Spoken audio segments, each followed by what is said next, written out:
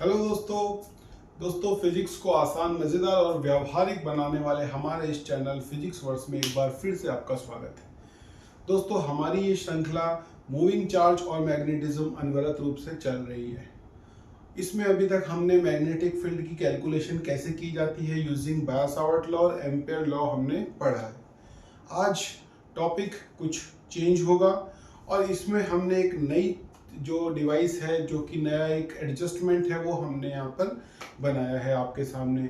इस एडजस्टमेंट को दोस्तों कहा जाता है सोलेनॉइड और यही है आज का हमारा टॉपिक। दोस्तों, सोलेनॉइड क्या है? सोलेनॉइड कुछ भी नहीं है। आपको एक वायर लेना है दोस्तों, उसको स्प्रिंग की शेप में हेलिकल आपको फॉर्म देनी है और हेलिकल फॉर्म देने के लिए आप यूज कर सकते हैं कोई भी non conducting material. Non conducting material के ऊपर आप उसको हवा में भी रैप कर सकते हैं, लेकिन उसको बेस नहीं मिलेगा, इस वजह से उसको नॉन कंडक्टिंग मटेरियल के ऊपर रैप किया जाता है और एक हेलिकल शेप में यानी कि स्प्रिंग शेप उसको दे दी जाती है और इस तरीके से उसमें फ्लो करवाई जाती है एक करंट। तो दोस्तों, जब आप करंट फ्लो करवाते हैं तो किस तरीके का परिणाम आपको देखने को मिलता है, ये आप देख सकते हैं कि इस तरीके से हमें करंट जो है वो फ्लो करवा रहे हैं। और करंट फ्लो करवाने पर थंब अगर आप देखेंगे तो ये वाला सिरा आपका नॉर्थ पोल की तरह, यानी कि यहाँ से मैग्नेटिक फील्ड जो है वो आउटवर्ड डायरेक्शन में निकलना शुरू हो जाएगा और दूसरी तरफ अगर हम देखेंगे तो यहाँ मैग्नेटिक फील्ड लाइंस जो है वो अंदर घुसते हुए नजर आएंगी, यहाँ से बाहर और यहाँ से अंदर। तो इस तरीके से हमारे पास में एक एडजस्टमेंट तैयार हो जाएगा जिसको हम कहते हैं सोलेनॉइड। यानी कि एक conducting wire in helical shape जो है वो हमारा सॉलिड और करंट कैरिंग होना चाहिए, तो सोलेनॉइड का निर्माण करता है। सोलेनॉइड एक तरीके से मैग्नेट की तरह बिहेव करती है। ये हमने आपको बताया कि मैग्नेटिक फील्ड लाइंस जो है वो यहाँ से निकलेंगी और यहाँ से एंटर होंगी। ये हमको करंट की डायरेक्शन से पता चल रहा है। तो ये एक बिहेव करेंगी मैग्नेट की तरह। अगर इसमें मान लीजिए total number of turns n है, यानी कि कैपिटल N इसमें टोटल नंबर ऑफ टर्न्स हैं और सोलेनॉइड की जो लेंथ है वो आपकी L है, तो यहाँ हमें एक इंपॉर्टेंट चीज यानी कि number of turns per unit length, number of turns per unit length, number of turns per unit length एक जो क्वांटिटी है ये हमें याद रखनी है, जो कि बार बार हमें काम आएगी। तो स्मॉल एन और कैपिटल एन में आपको अंतर समझ में आना चाहिए। कैपिटल एन है टोटल एल, सोलेनॉइड की एल लंबाई पर टोटल नंबर ऑफ टर्न्स, जबकि स्मॉल एन है यूनिट लेंथ पर number of turns. For example, अगर मान लीजिए आपके पास में 100 टर्न्स है 2 मीटर पर, या फिर ऐसे मान लीजिए कि 100 टर्न्स है 50 मीटर पर, तो आपके पास में ये कितना हो गया? स्मॉल एन 100 टर्न्स हो गए आपके 50 मीटर पर, कितना आ गया? 2। स्मॉल एन यानी कि number of turns per unit length, यानी कि 1 मीटर पर 2 टर्न है। तो इस तरीके से आप नंबर ऑफ स्मॉल एन की वैल्यू फाइंड आउट कर सकते हैं। तो ये आपके लिए सोलेनॉइड हो जाती है। अब सोलेनॉइड में कि सोलेनॉइड इस तरीके का फॉर्म आपका ले लेता है। अब इसके अंदर की तरफ मैग्नेटिक फील्ड किसी पॉइंट पर निकालने के लिए हमारे पास में एक फॉर्मूला है। फॉर्मूले का डेरिवेशन आपको आसानी से कहीं पर भी मिल जाएगा, मैं भी इस वीडियो के साथ आपको अटैच कर दूंगा। तो यहाँ हम डायरेक्ट फॉर्मूले पे फोकस करेंगे।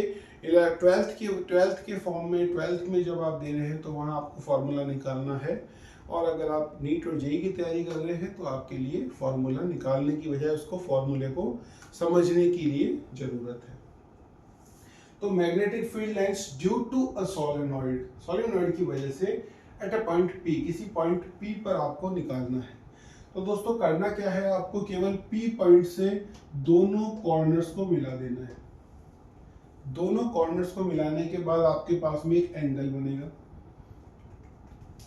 ये एंगल है आपका θ1। यहाँ से शुरू करें तो θ1 है और ये आपका θ2 है, यानी कि ये जो एंगल है वो θ1 से लेके θ2 तक जा रहा है। रेफरेंस लाइन ये है जिससे कि थीटा मेजर किया गया है। तो हमारे पास में जो फॉर्मूला निकल के आता है वो आता है mu naught I upon 2 cos theta 1 minus cos theta 2। ये ऑर्डर आपको याद रखना है। तो mu naught N I upon 2 cos theta 1 minus cos theta 2। इस आधार पे क्वेश्चन हम आपके लिए सॉल्व करते हैं। मान लीजिए कि 60 डिग्री का एंगल आपको यहाँ से दिया गया है और 30 डिग्री का एंगल यहाँ से दिया गया है। ठीक है, वही सेम क्वेश्चन है, लेकिन दोस्तों आपको जो थीटा मेजर करना है, आपको देखा कि वो मेजर करना है आपको रेफरेंस लाइन यानी कि यहाँ से। तो यहाँ से आपको यहाँ तक का एंगल मेजर करना है और ये एंगल कितना हो जाएगा दोस्तों, 180 में से आप 60 माइनस करेंगे तो 120 हो जाएगा। और थीटा 2 जो है वो आपको 30 डिग्री मिल रहा है, 30 डिग्री है।